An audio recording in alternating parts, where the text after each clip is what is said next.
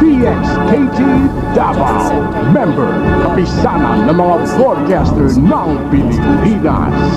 The Yang says a state funeral has been set for former President Fidel Ramos. Find out how FDR's hometown in Pangasinan prepares to honor the late chief executive. And all set for Korean group Super Junior's concert here in Manila this weekend, but one member will have to skip the event.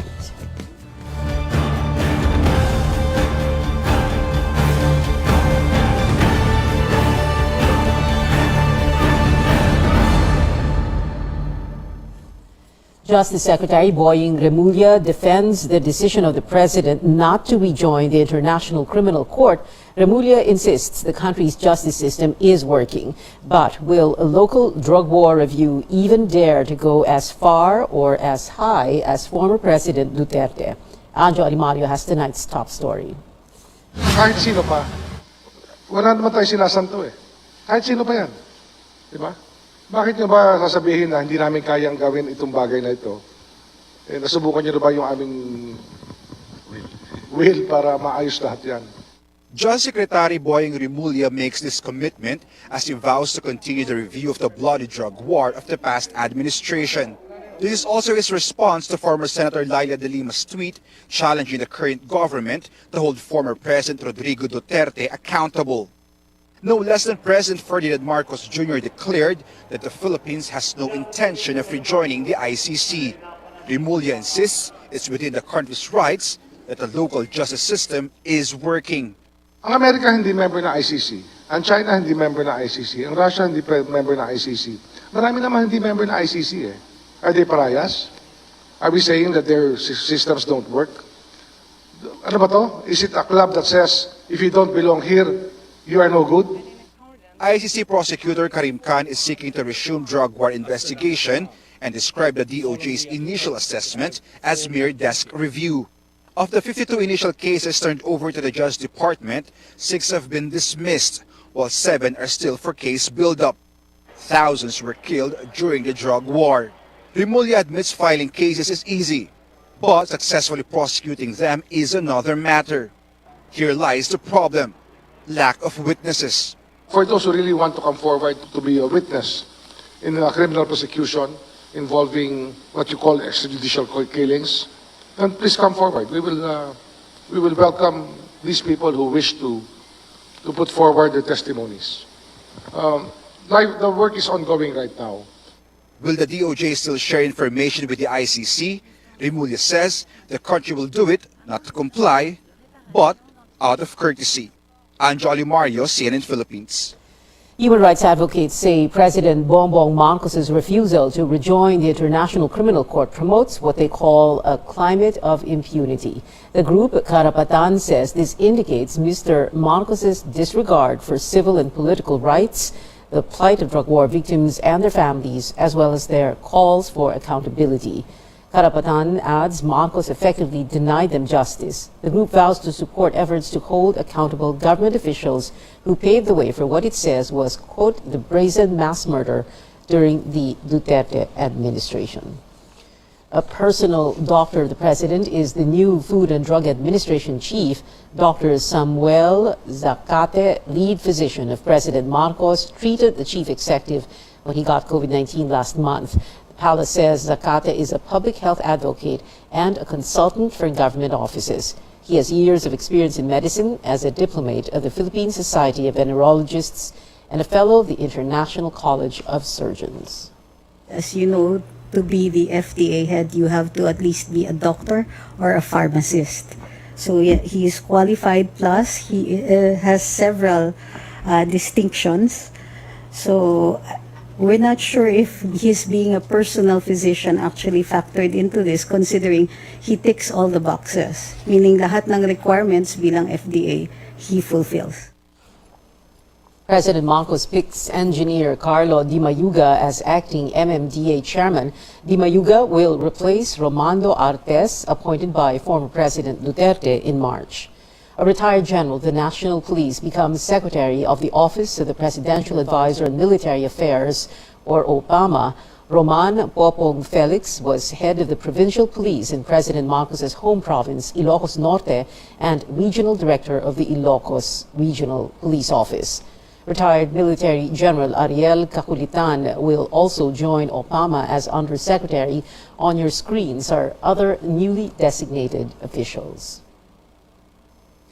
The Office of the Vice President adds buses for the Libreng Sakay scheme in Metro Manila and other key cities. The OVP says an initial fleet of 5 buses will be used to provide free rides to the public, 2 in Metro Manila and 1 each in Davao, Bacolod, and Cebu. Vice President Sara Duterte says these buses have been lent to them by some companies since the campaign. The 2 units for Metro Manila will be plying the EDSA busway during rush hour. I am hoping that this is just a start of many fruitful collaborations with the private sector that are willing to spare their resources to provide much needed relief to the public, especially now that the country continues to reel and recover from the impact of the COVID-19 pandemic and grappling from the effects of the economic crisis. Sa muli, Duterte spokesperson Reynold Munsayak says the OVP will pay for fuel and maintenance of the units, while the bus companies will pay for the salaries of the drivers and conductors. Should other bus companies participate in the program, Munsayak says they eye to deploy more units along Commonwealth Avenue in Quezon City.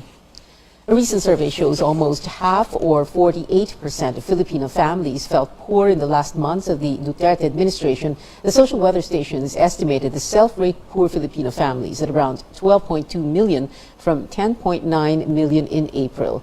Of this number, respondents from the Visayas rose the highest, followed by Metro Manila, Mindanao, and Balance, Luzon.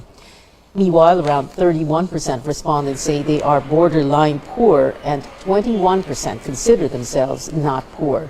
The survey was conducted from June 26 to 29 among 1,500 respondents nationwide.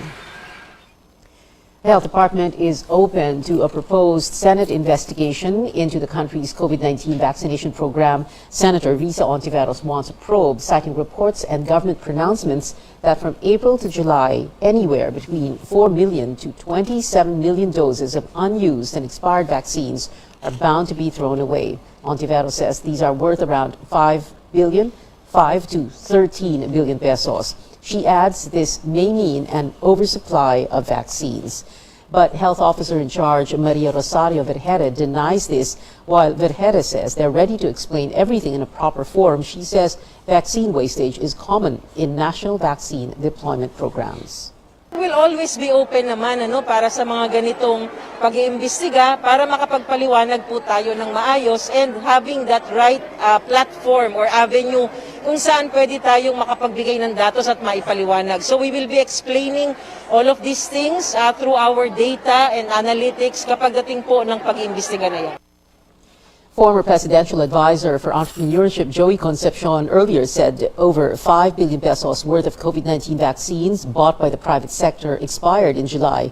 Former Task Force Against COVID-19 advisor Ted Herbosa blamed the Health Department for, quote, failing to mobilize resources during this pandemic, unquote. News overseas now. United States House Speaker Nancy Pelosi is not backing down against Chinese threats, saying her visit to Taiwan shows America stands with the island nation. Pelosi is the first highest-ranking U.S. official to visit Taiwan in 25 years. Tristan Nodalo reports. China is carrying out joint military exercises around Taiwan in response to the controversial visit of U.S. House Speaker Nancy Pelosi, despite Beijing's strong objections. The joint military drills will be conducted at multiple locations in Taiwan, and China says that their military is also on high alert.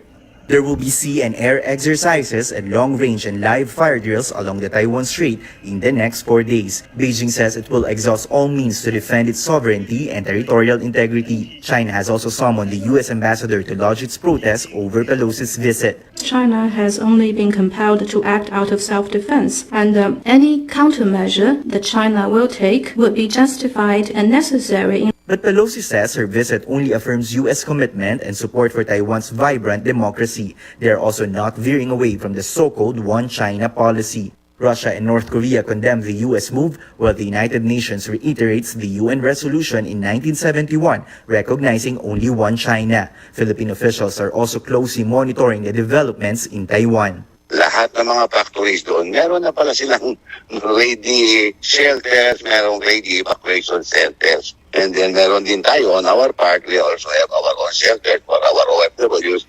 And we already have a program for repatriation in case there is a necessity to do that. Government data show that some 200,000 Filipinos are working and living in Taiwan, and most of them are in the manufacturing industry sector. In Guangzhou, China, Tristan Nodalo, CNN Philippines. Taiwan is in talks with Japan and the Philippines to find alternative aviation routes ahead of the live-fire drills. Here at home, the government refuses to react to China-U.S. tensions, which could affect international relations. Straight ahead on Newsnight, a new law requires stronger efforts against online sexual abuse of children. Amor Santos has that and more on other measures. And Stand Ahead takes us to the hometown of former President Fidel Ramos in Pangasinan, where a memorial museum will be built to honor the 12th president. Details after the break.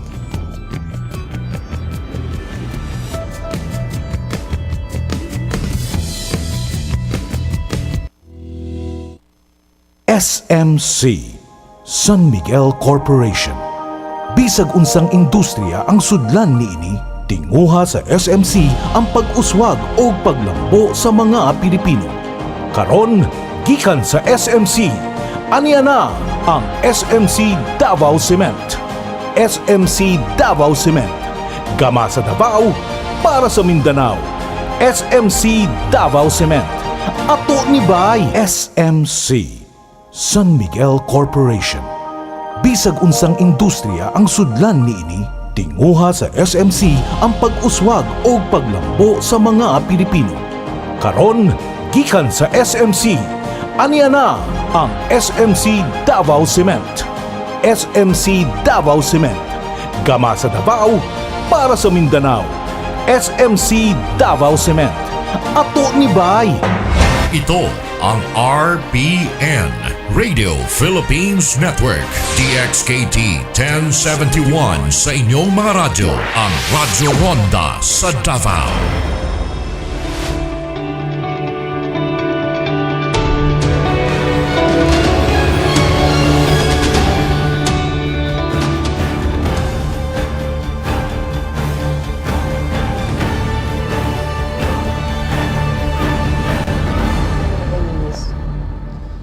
Welcome back.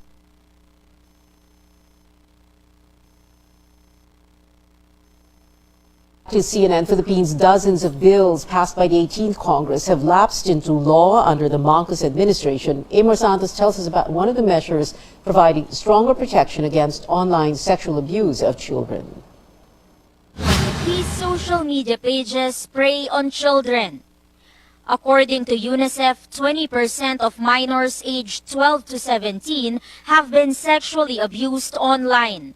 The new Anti-Online Sexual Abuse or Exploitation of Children Act provides an institutionalized approach against these crimes. A national coordinating center shall prevent any form of child sexual abuse and protect, heal, and reintegrate victims. Online platforms are tasked to preserve the evidence, take down offensive material, and report the crime to authorities. Even internet shops should block or filter sites containing sexually explicit activities involving children. Yung mga dating nakita na ng NBI at PNP na mga code words which raise red flags in their minds, dinidisguise nila sa mga mistulang inosente or innocuous terms. So kailangan subaybayan din po iyan.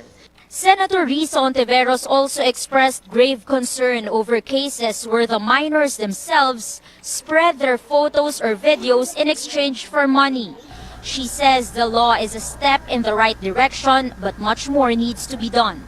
Kaya pa lang niyang i-enable at kaya pa lang ng law enforcers, state of the technology na may access tayo, ma-reach yung mga Googleable na materyales, sites, groups. Hindi pa tagos ito sa tinatawag na dark web, end-to-end encryption, private messaging. The anti-OSAIC bill is among dozens of measures passed by the previous Congress that President Bongbong Marcos let lapse into law. Others include the doubling of social pension of indigent senior citizens from 500 to 1,000 pesos per month. Another law makes permanent the validity of birth, marriage, and death certificates, while another measure requires large enterprises to recover and process the plastic packaging wastes used on their products so they won't end up in landfills. The large companies are very prepared for this kasi this is a practice abroad. And when you say large companies, they are mostly multinational. So they have been doing this in other countries. So it's easy for them to do it here. Lawmakers are now looking forward to convene the Legislative Executive Development Advisory Council in the next 2 weeks to discuss priority measures of both branches of government.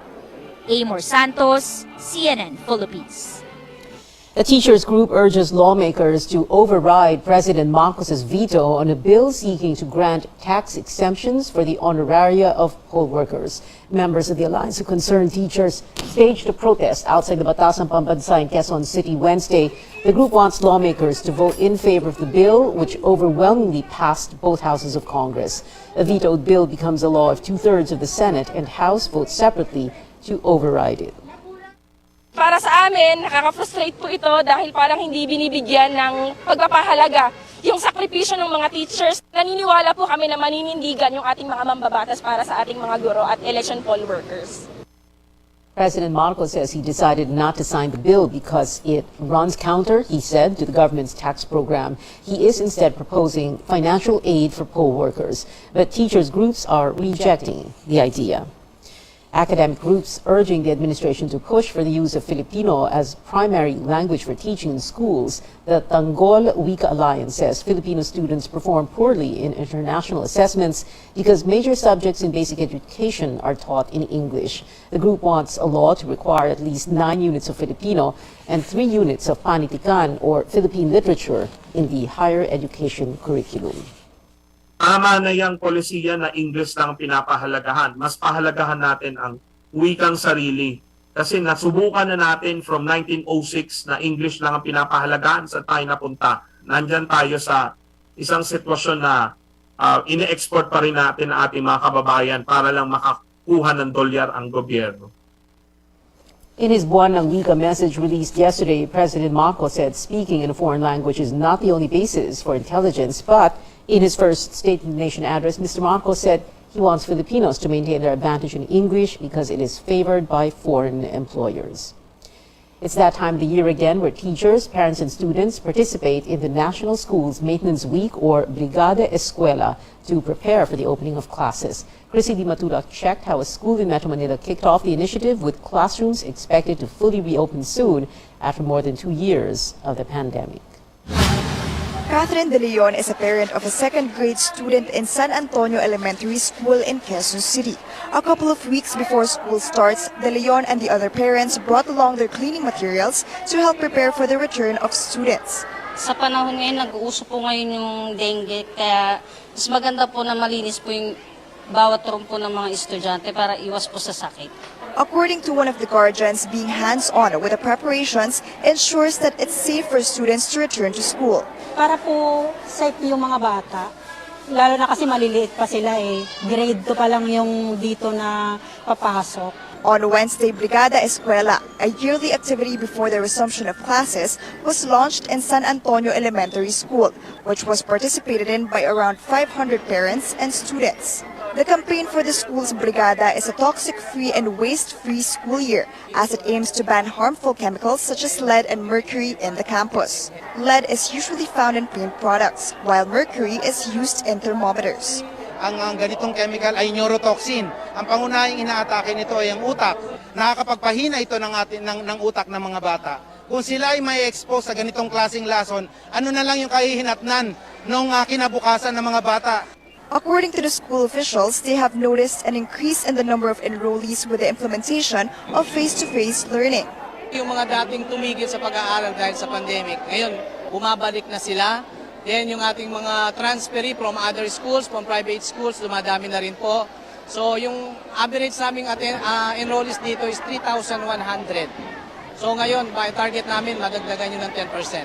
Stakeholders made donations to the school to help them gather all the supplies they need for the students. Classes are expected to open on August 22. In San Antonio Elementary School, face-to-face classes will be held 3 days a week, while 2 days will be allotted for online classes. Christy Matulak, CNN Philippines.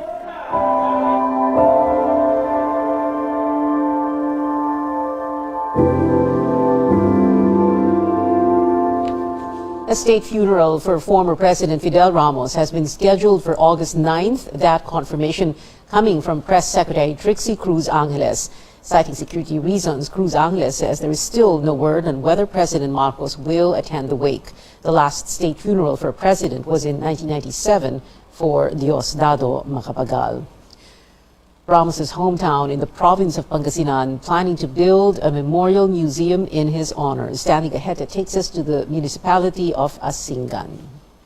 In this small space inside the Leticia Shahani Library, named after the late former senator and sister of former President Fidel V. Ramos, Asingan residents take good care of the Ramos archives, which were contributed by the Ramos family years ago.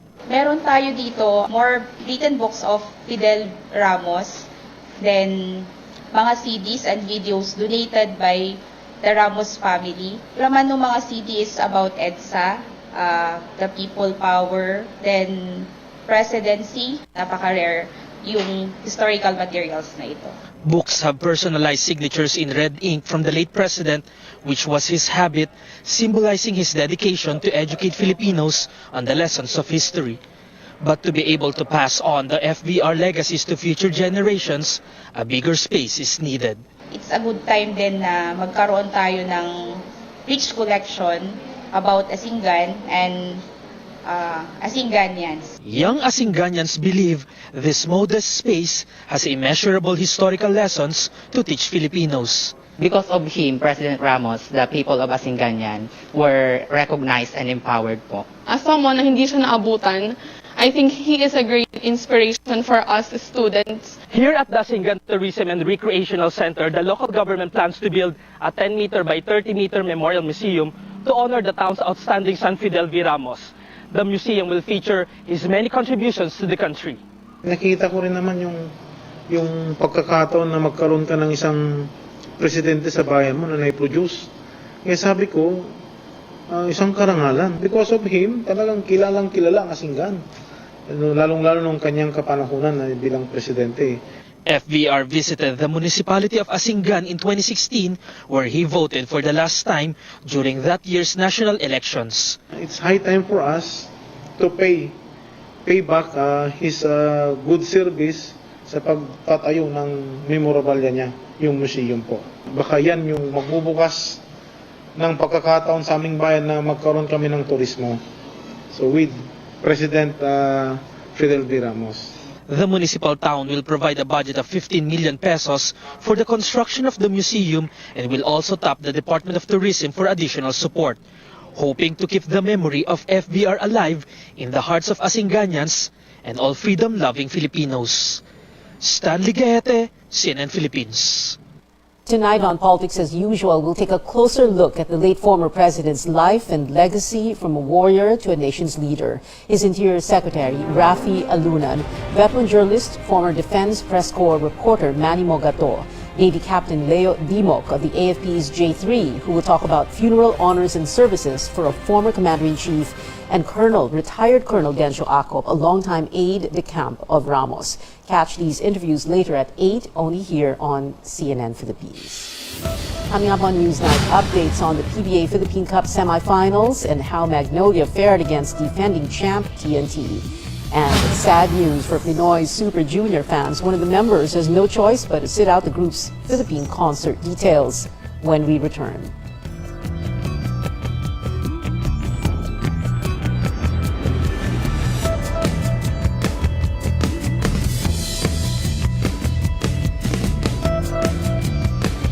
SMC, San Miguel Corporation. Bisag unsang industriya ang sudlan niini, tinguha sa SMC ang pag-uswag o paglambo sa mga Pilipino. Karon, gikan sa SMC. Aniya na ang SMC Davao Cement. SMC Davao Cement. Gama sa Davao para sa Mindanao. SMC Davao Cement. Ato ni Bay. SMC San Miguel Corporation. Bisag unsang industriya ang sudlan niini, tinguha sa SMC ang pag-uswag o paglambo sa mga Pilipino. Karon, gikan sa SMC. Aniya na ang SMC Davao Cement. SMC Davao Cement.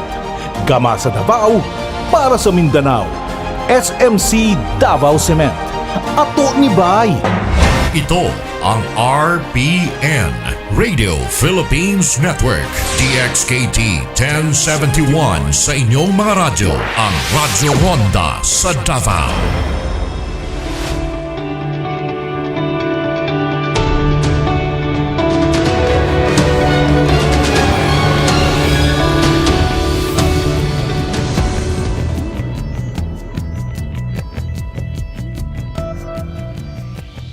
You're watching Newsnight. This year's PBA Philippine Cup champs are seeing action in South Korea soon for Season 1 of the East Asia Super League Tournament. On October 12, 7 p.m., the Pinoy squad will face Korean Basketball League team Anyang KGC, which recently recruited NCAA rookie MVP Renz Abando. The Philippine Cup runner-up also has a match on opening day, hosting the Bay Area Dragons here in Manila. Game tips off at 8 p.m. But which teams will represent the Philippines? The Philippine Cup semis began today with a win from reigning champions TNT Tropang Giga at the Araneta Coliseum in Quezon City.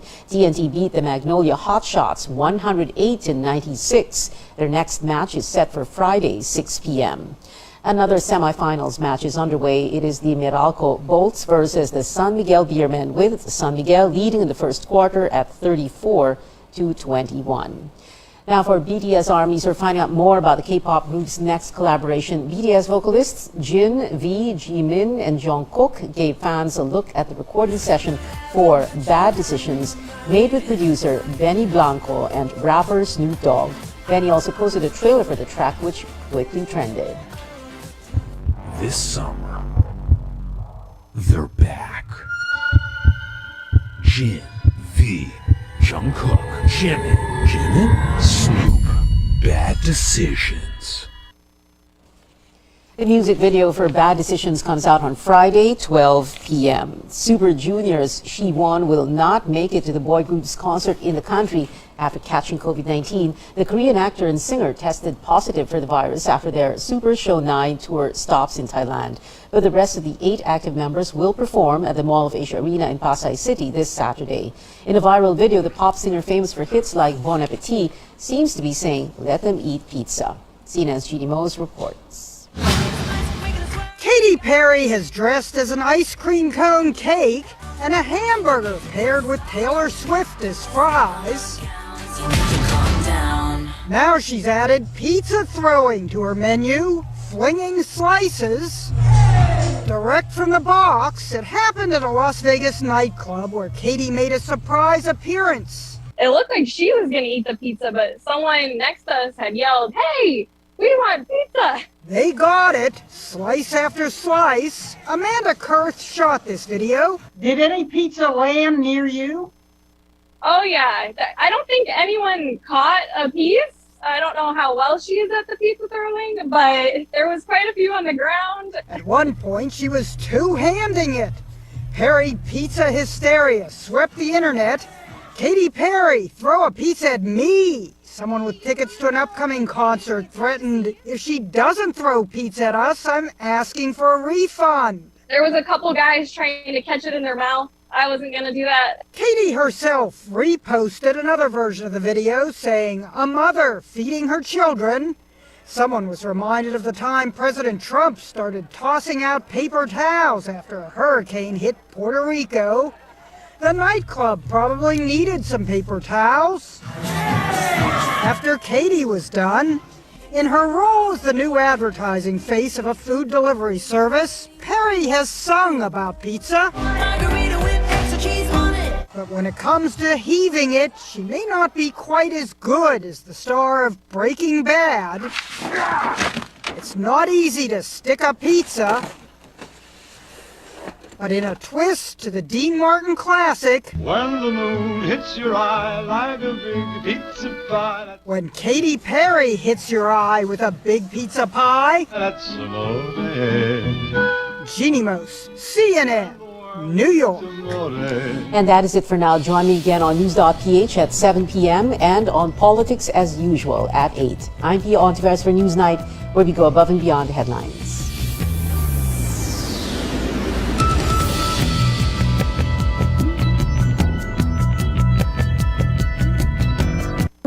This program